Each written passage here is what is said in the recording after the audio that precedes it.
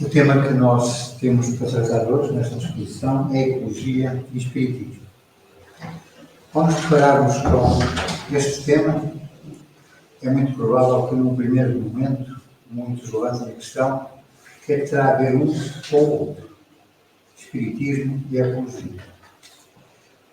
Mas é interessante, se calhar a maior parte não sabia, que estes dois termos, Espiritismo e Ecologia, nasceram precisamente por volta do ano 1860. Allan Kardec, 1857, com o Livro dos Espíritos, e devemos...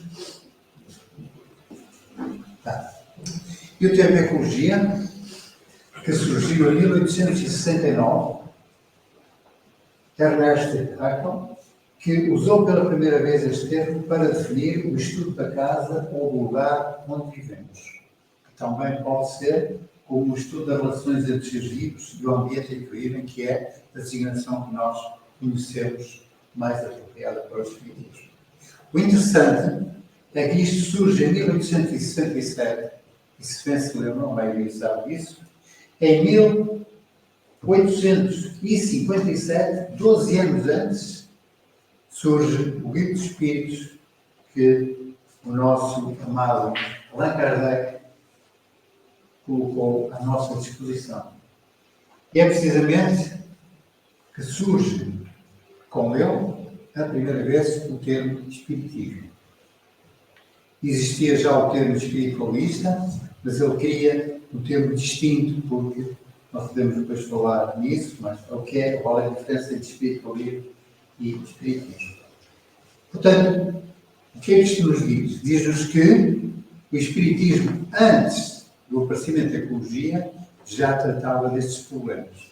Como nós vamos ver aqui hoje, problemas relacionados com o ambiente, com a proteção da natureza, estão tratados já no Livro dos Espíritos. Portanto, antes da ecologia.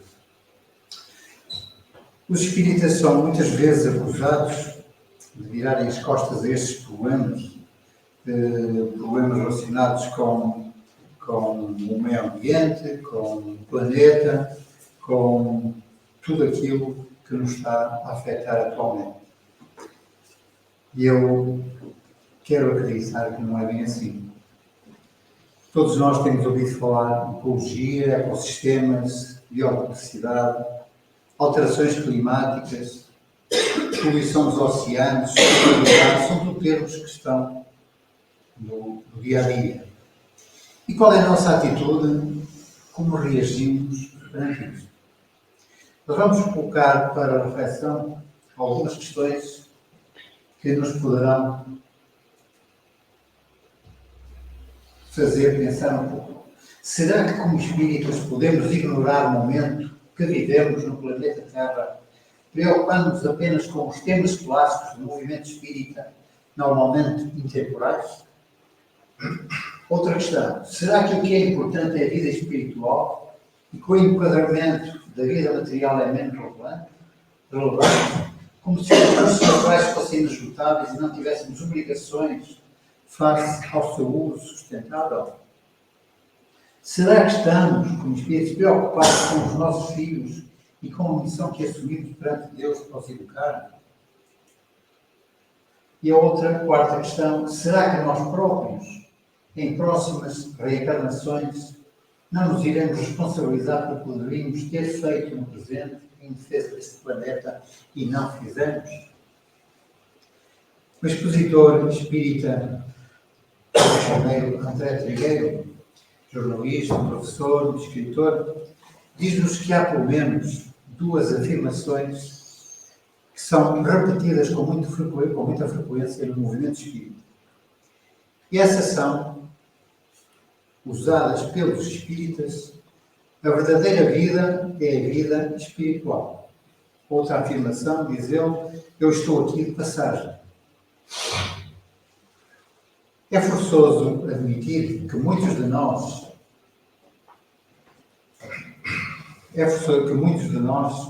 usam a primeira frase, a primeira afirmação, a verdadeira vida é a vida espiritual, para legitimar desinteresse, a desatenção e o completo desapego aos assuntos terrenos, a esses problemas que nós estamos aqui. Mas também outra afirmação, que eu estou aqui de passagem, ela vem reforçar o que a primeira eu disse. Ou seja, um desinteresse total pelos problemas que vivemos agora ou futuramente. Dizendo, esses problemas não é para mim, eu estou aqui por pouco tempo, quem vier que se amanhe com eles. Ou porque é que me vou preocupar com o aquecimento global se em breve não vou estar aqui? Para que economizar água e energia se dentro de alguns anos já aqui não estou? Estes são mesmo afirmações de espíritas que sabem que este problema é um problema para todos, mas que se esquecem precisamente disso. E é evidente que neste momento de passagem, porque estamos aqui, é uma passagem, devemos preocupar com as nossas ações. Como espíritas sabemos que pela lei da causa e efeito, tudo aquilo que nós fizermos agora, com falta de responsabilidade, nós iremos sofrer as consequências disso, porque sabemos precisamente que voltaremos mais tarde a este planeta, ou um outro planeta, mas voltaremos a reencarnar. Portanto, quanto pior deixarmos a nossa casa, pior iremos encontrar. Portanto, não é porque a vida é transitória ou é de passagem que não devemos deixar de estar preocupados e prestar atenção a estes problemas. Cabe a cada um de nós identificar como e o que devemos fazer. Não esqueçamos que o planeta Terra é a nossa casa. E sabemos também que foi Jesus, com a sua falange de espíritos, que preparou este planeta com várias modificações, com várias alterações que tiveram de ser feitas para conseguir que ele tivesse todas as condições para nós habitarmos.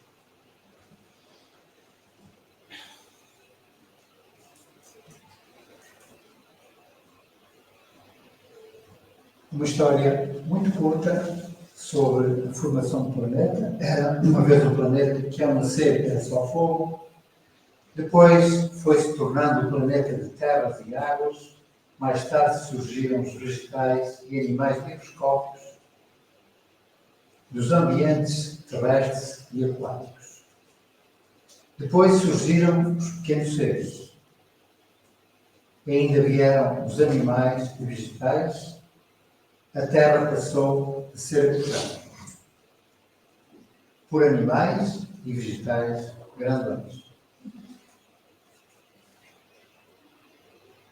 Surgem os primeiros mamíferos. Surgem os continentes. E a casa está pronta para ser habitada. Fazendo parte daquilo que nós sabemos que é o sistema solar. Este é, assim, muito resumidamente, as transformações por que este planeta sofreu.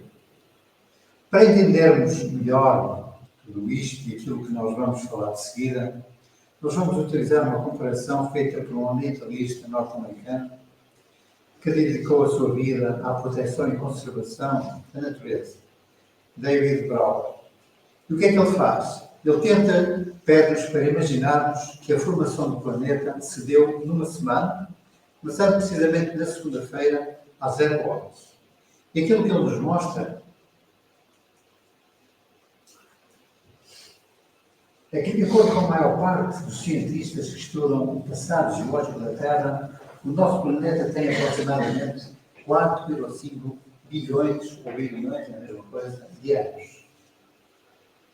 De acordo com essa medição, podemos considerar que a história da humanidade é muito pequena em relação à história da Terra. Nós vimos há bocadinho o aparecimento então do homem, é muito mais tarde que os animais. Por esse motivo, costuma-se distinguir duas categorias em termos de tempo: o tempo histórico, tem história, já tem a ver com o homem, e o tempo geológico. O primeiro é medido na escala dos milhares de anos, Cristo há 2000 anos, Moisés 3000 e tal, e o segundo na escala dos milhões e bilhões, ou milhões. Então vamos tentar acompanhar a comparação que ele faz de uma semana. Tomemos os dias da semana para apresentar o que de facto se passou em 4,5 milhões de anos. O planeta nasce numa segunda-feira, há 0 horas. A Terra formou-se segunda, terça e quarta-feira até ao meio-dia. A vida começa na quarta-feira ao meio-dia e desenvolve-se em toda a sua beleza orgânica durante os 4 dias seguintes. Vimos há bocadinho com os seres microscópicos, com os insetos, com os animais gigantes, com toda a vegetação. Aí não se falou em nenhum. Às 16 horas de domingo é que os grandes répteis aparecem. Vimos isso há bocadinho em um dos slides. Estamos no domingo, corremos já a semana toda, às 16 horas. 5 horas mais tarde, às 21 horas, estamos quase a chegar ao fim da semana, as secóias brotam da terra e os grandes répteis desaparecem. Todas aquelas transformações que se deram, que foram necessárias, todos nós sabemos aqueles filmes que já vimos sobre os dinossauros e tudo isso. E tudo isso foi para que o nosso planeta se adaptasse, tivesse condições para nós estarmos aqui. O homem surge só 3 minutos antes da meia-noite do domingo. Vejam bem, em toda esta extensão, quando é que o homem surge. A um quarto de segundo antes da meia-noite, Jesus nasce. Jesus nasceu há 2000 anos. Estamos a ver que isto não é nada em termos de tempo. Mas isto vai servir para nós vermos uma coisa. Se nós estamos a sofrer o que sofremos com os aquecimentos globais devido aos gases e tudo isso, como é que o homem, num período tão pequenino, consegue dar cabo disto tudo? É impressionante e é para pensar. O homem aparece.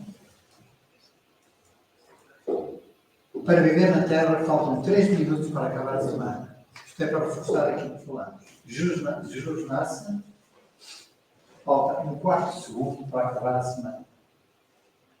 E surge então, já no século XVIII, a Revolução Industrial. Por que é que nós falamos aqui na Revolução Industrial?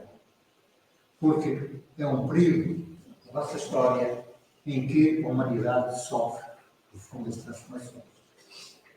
O trabalho artesanal praticamente vai desaparecer, substituída por maquinaria, os despedimentos começam a acontecer, falta de emprego, fome, começa tudo a dar-se. Portanto, com as novas tecnologias e as máquinas, o trabalho artesanal é substituído. O capitalismo causa muitos problemas que nós temos e causa muita fome, consolidou e mudou as relações de trabalho, gerando exploração e mobilização dos trabalhadores. Isto acontece no 42º antes da meia-noite, século XVIII. Vejam bem o que é que nós andamos aqui a fazer em tão pouco tempo. Somos uns artistas.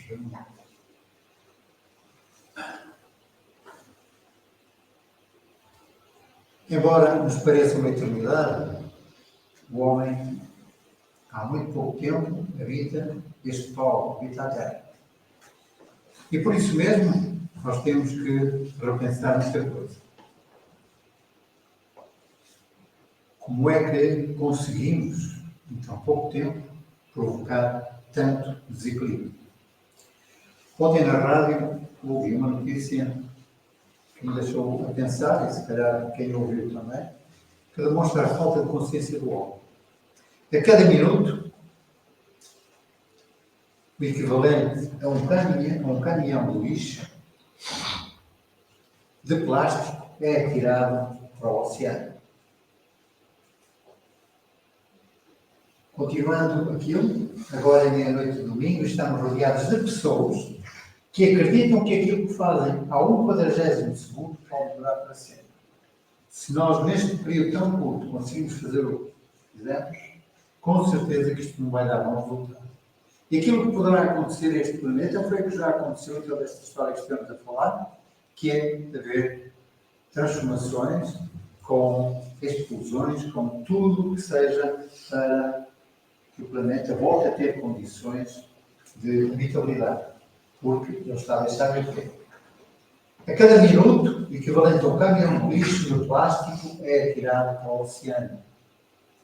Foi esta notícia que eu ouvi e que me deixou assim a pensar um bocadinho. Então, depois disto, desta introdução, estamos em condições de voltar a falar daquelas questões, por exemplo, assim. Será que podemos ignorar este momento que vivemos como espíritos? Será que a vida espiritual é demasiado importante para nos fazer esquecer quando estamos aqui? É evidente que é. Será que estamos preocupados com os nossos filhos e com a missão que assumimos perante Deus para os educar?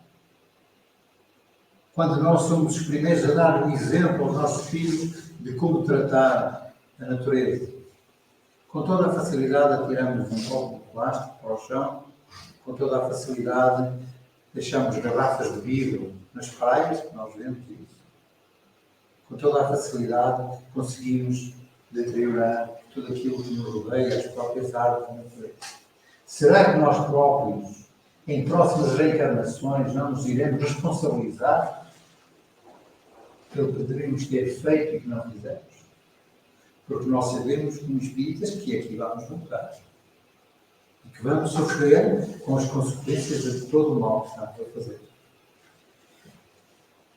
É, portanto, o Espiritismo que nos desperta para esses problemas. Portanto, estamos a ver aqui que há uma ligação muito grande entre o Espiritismo e a ecologia.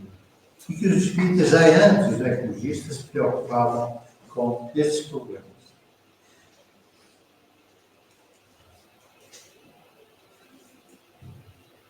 Na verdade, sem consciência ambiental, a Terra dificilmente deixará de ser tão cedo um planeta de provas e expiações, demorando a passar ao grau seguinte, o planeta de regeneração. Nós sabemos que um planeta de regeneração existe mais felicidade, menos doenças. Como é que nós conseguimos, assim, fazer com que as doenças, a alegria e a felicidade desapareçam e a velocidade grande regresse ou volte e esteja ao nosso alcance? O Espiritismo é uma doutrina que propõe aos espíritas não tanto exercícios teóricos, mas muito mais atitude.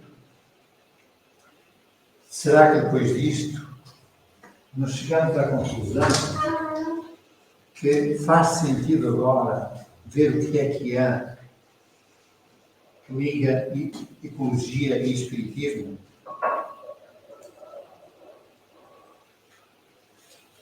Todos nós sabemos que a vida humana depende dos recursos naturais.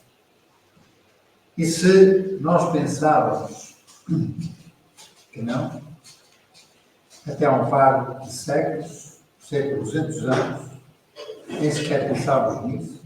Pensávamos que os recursos naturais nunca iriam faltar, nunca iríamos ter problemas, mas sabemos que isso não é assim. Sabemos que há preocupação de vários organismos para os problemas de fome, disso que estamos a viver. André Trigueiro, como falamos há bocadinho, tem explicado muito aos problemas ambientais e diz-nos que são muitas as afinidades entre o espiritismo e a ecologia. Tanto um como o outro defendem a biodiversidade, a variedade das espécies, o uso sustentável dos recursos naturais e o consumo consciente. Este problema do consumo é um dos problemas que nos toca a todos. Vamos já falar de seguida. E sabemos também que é da biodiversidade que depende muito a sobrevivência do ser humano. O biólogo italiano defende a biodiversidade, a variedade de culturas, como um meio de combater a abelha e o percevejo asiático.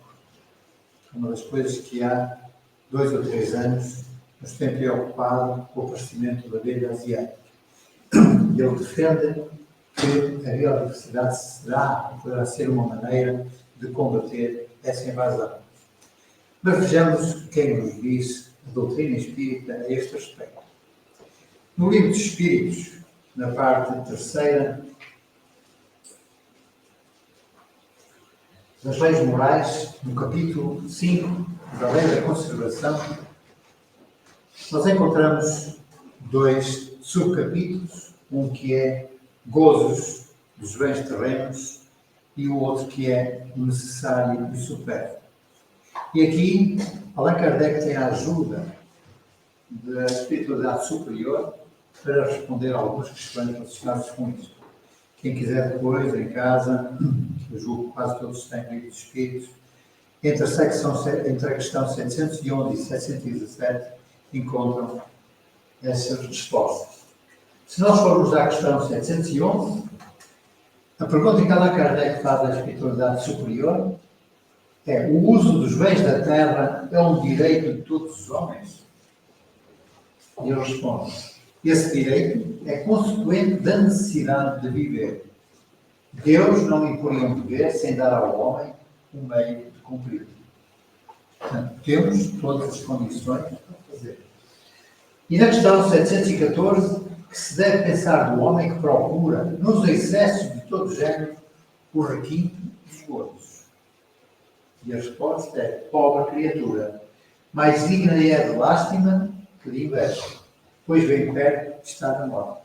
E Kardec pergunta: que tipo de morte? Física ou moral? Eles dizem de ambas. Portanto, são 2 questões que já nos dizem muito daquilo que nós estamos a falar. Tudo isto, vou lembrar, uma década, cerca de 10 anos antes do aparecimento da ecologia, que estes termos que estes assuntos são tratados no livro dos Espíritos. E como já sabemos, também, uma nota que Kardec deixa em baixo, de seguir esta questão, diz: o homem que procura nos excessos de todo o género o requinte do gozo, coloca-se abaixo do bruto, pois que este sabe manter-se, quando satisfeita a sua necessidade. Caso o leão, por exemplo, o leão ataca se tiver fome, se não tiver um ataque. Abdica da razão que Deus lhe deu por guia, e quanto maiores forem seus excessos, tanto maior preponderância confere ele à sua natureza animal sobre a sua natureza espiritual. As doenças e enfermidades, ainda a morte, que resultam do abuso, são, ao mesmo tempo, o castigo à transgressão da lei de Deus.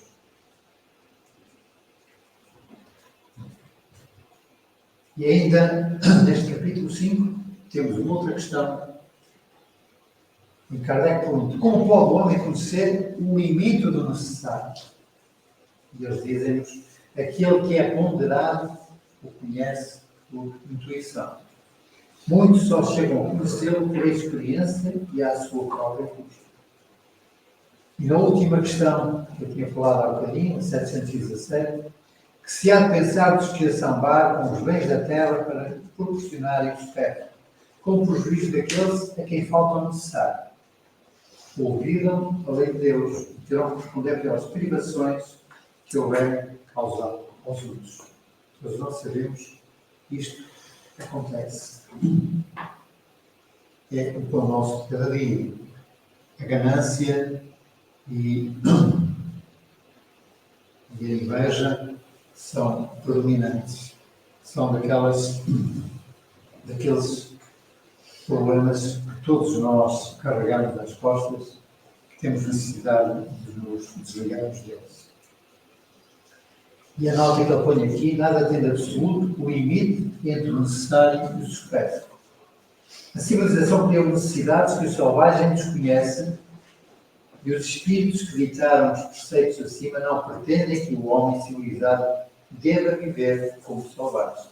Tudo é relativo, cabendo à razão regrar as coisas.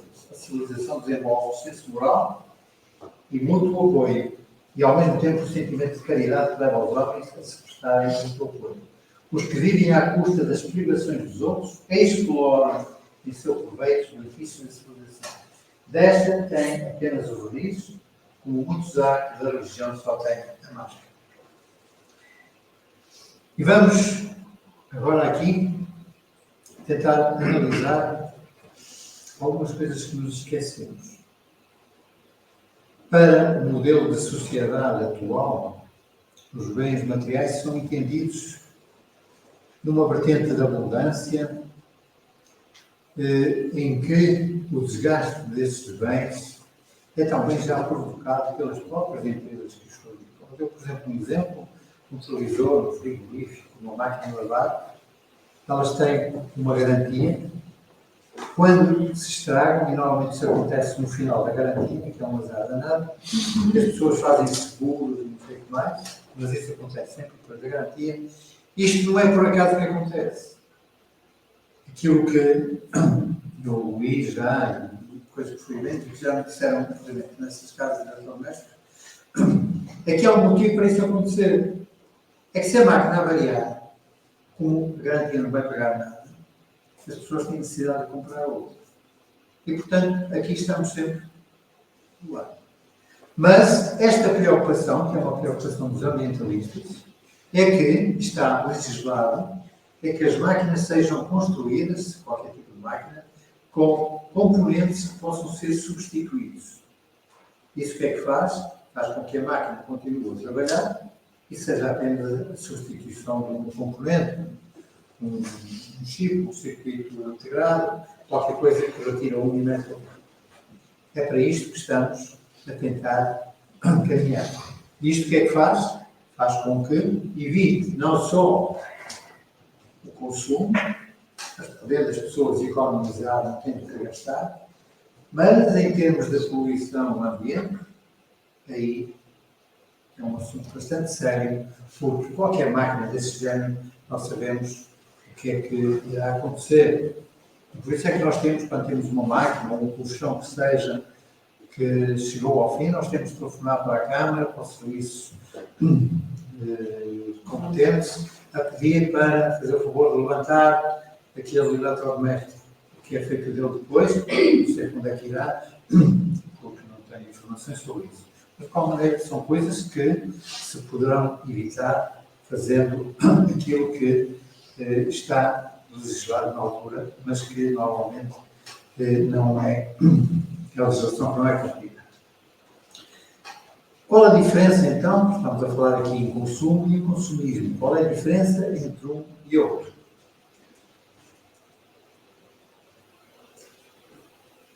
A ideia do uso em vez do abuso. O livro dos Espíritos falou nisso. Sabemos que os bens materiais são necessários para a vida do ser humano.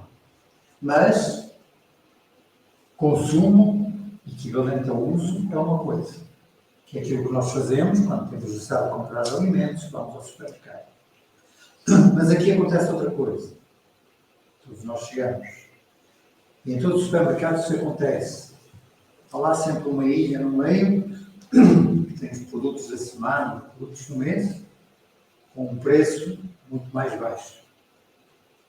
O que é que as pessoas fazem? Param ali um bocadinho, começam a olhar para um para o outro, olham para o preço, então até acham que é boa a altura para comprar. E é mais uma coisa. E mais à frente, há mais outra coisa. As solicitações são muito grandes. As pessoas não são capazes de resistir a isso.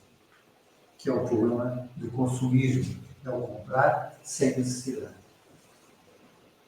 Esta é uma imagem muito frequente quando uma pessoa vai ao supermercado e vê pessoas que saem carregadas com sacos. Há pessoas, normalmente são pessoas com muitas possibilidades, que se não vão às compras não estão bem. E têm necessidade de sair de casa só para comprar.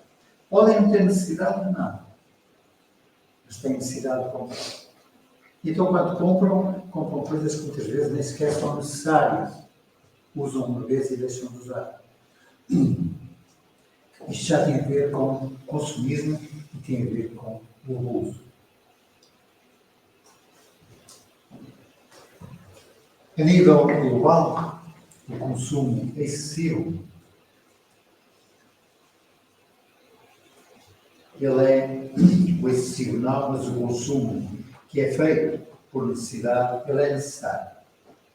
Mas se entrarmos na onda do consumismo, isso já não é bom.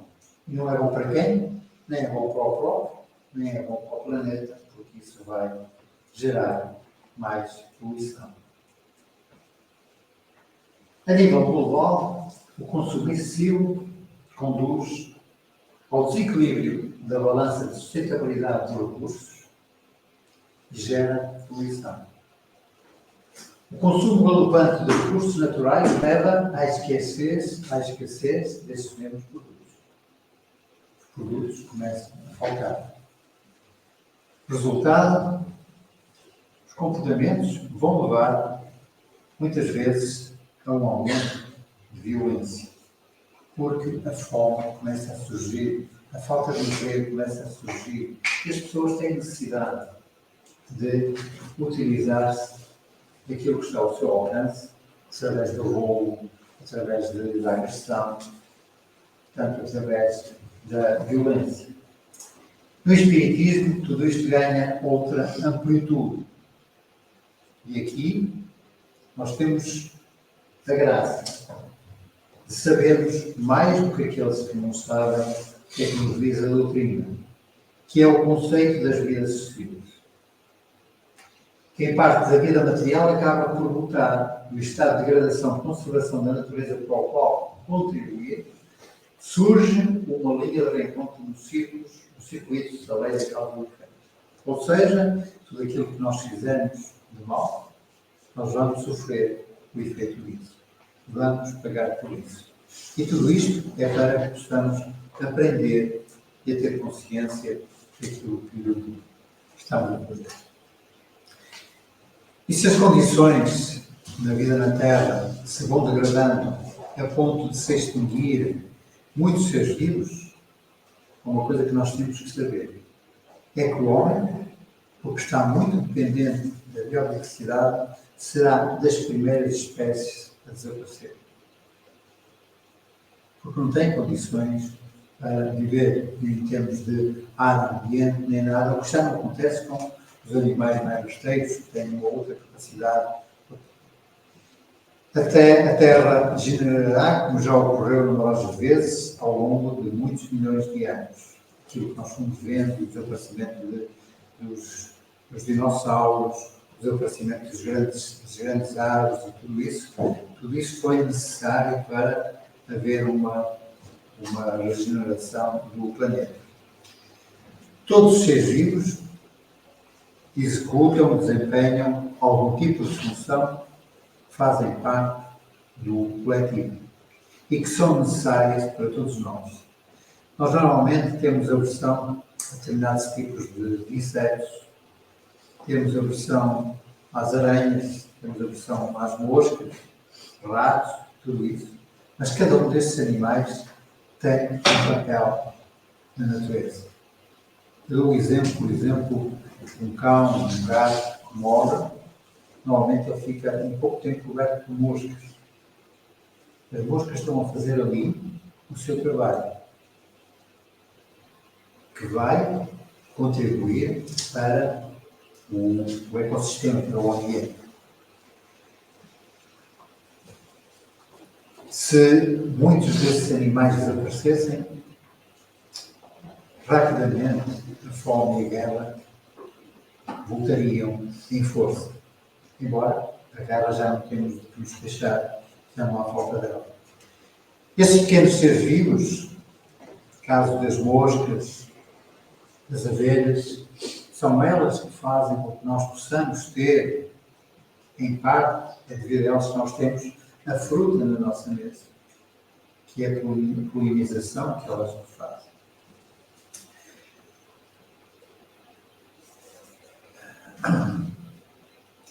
Temos uma, antes de chegar aqui ao Chico Xavier, porque é distrair,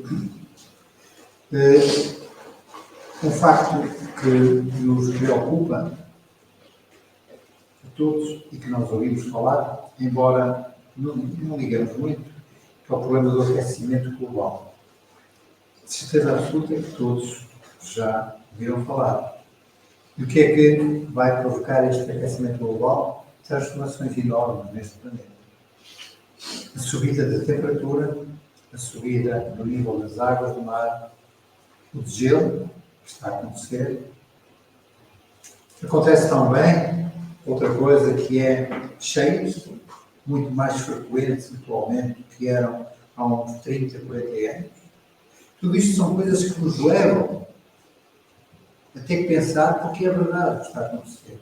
Secas, as estações do ano deixaram de ser aquelas estações que acabou uma começa a outra, agora é tudo misturado, nós conseguimos num dia às vezes ter chuva, calor, frio.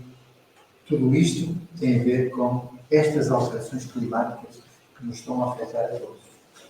E muitas vezes isso é causa de outra coisa, que nós não pensamos, que são as depressões, que são as dores de cabeça, que ao não estar bem, qualquer coisa está a passar, isso mexe com todos nós. Portanto, nós, o ser humano, é dos primeiros seres vivos a sofrer com isto. Há aquela lei dos 3 R's, que já se calhar ouviram falar, que é o reduzir, reutilizar e reciclar. É isso que nós temos que pensar duas vezes. Como é que o podemos fazer? Em ações muito simples. Eu vou ao supermercado, em vez de comprar, por exemplo, um saco de plástico, compro um saco de papel. Em vez de estar a comprar saco, levo um saco de casa. E esse saco pode-me servir para muitas vezes. Gasto menos, pouco, evito, sim, mais um desperdício, mais um produto para a poluição. O que é que o Espiritismo nos ensina? Diz-nos que é mais importante o ser que o ter. Esta frase é dita muitas vezes. O que se tem desaparece rapidamente das nossas mãos. Mas o que se possui vai connosco e fica connosco para sempre. Aquilo que nós sabemos que levamos quando fomos esta vida, quando desencarnamos, connosco não há bagagem. Aquilo que nós levamos é aquilo que temos no nosso coração que aprendemos. E é isso que nós temos que pensar e temos que nos preocupar. E uma dessas formas será a ajuda que podemos dar ao nosso próximo, àquele que está mais perto ou mais longe de nós. A Agência das Nações Unidas para a Alimentação e a Agricultura declarou que assegurar o acesso mundial à alimentação face ao impacto das mudanças climáticas deve ser um dos maiores desafios deste século. Atualmente, 850 milhões de pessoas, e para ser mais fácil de compreender isto, cerca de 10% da população global passam fome. 820 milhões desses 850 vivem em países em desenvolvimento. Vamos a ver a gravidade disso. Países desenvolvidos em que há fome. Que também serão os mais afetados pela mudança do clima. Portanto, os países mais afetados por todas estas alterações serão, precisamente, os países mais desenvolvidos. No Livro dos Espíritos há 3 questões muito importantes que têm a ver precisamente com o que nós acabamos de falar. Tudo isto está no capítulo 5 do Livro dos Espíritos. Dos meios de conservação, uma é a questão 704, em que Kardec pergunta assim: tendo dado ao homem a necessidade de viver, Deus sempre facultou os meios para isso? Sim, E se o homem não os encontra, é porque não os compreende. Deus não podia dar ao homem a necessidade de viver sem lhe conceder os meios indispensáveis. É por essa razão que faz a terra produzir, de modo a fornecer o necessário a todos os seus habitantes, visto que só o necessário é o útil. O supérfluo nunca o é. E na questão a seguir, na 705, ele pergunta: por que nem sempre a terra produz bastante para fornecer ao homem o necessário? Esta é uma questão que nós pomos muitas vezes. E eles dizem-nos isto: é que por ser ingrato, o homem a despreza. E eu chamo aqui a atenção para outra coisa que é importante. Isto foi escrito em 1857. Quase há 200 anos.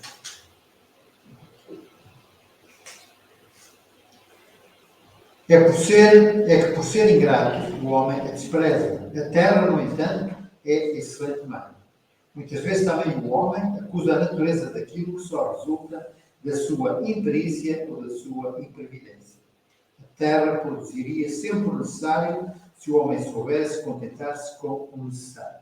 E aqui entra já o abuso, a ganância, aqueles que querem ter mais e que se aproveitam dos mais necessitados para, não se preocupando com eles, para crescerem bem enriquecerem.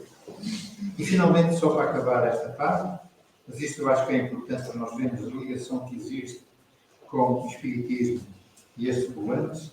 Na questão 707, é comum faltarem a certos indivíduos os meios de subsistência, mesmo quando cercados pela abundância, é que se deve atribuir este facto. Isto tem precisamente a ver com os países em desenvolvimento. Como é que pode faltar se há tanta abundância? E a resposta é fácil. Deve-se ao egoísmo do homem, que nem sempre fazem o que devem. Na maioria das vezes, porém, deve-se atribuir esse facto a eles mesmos.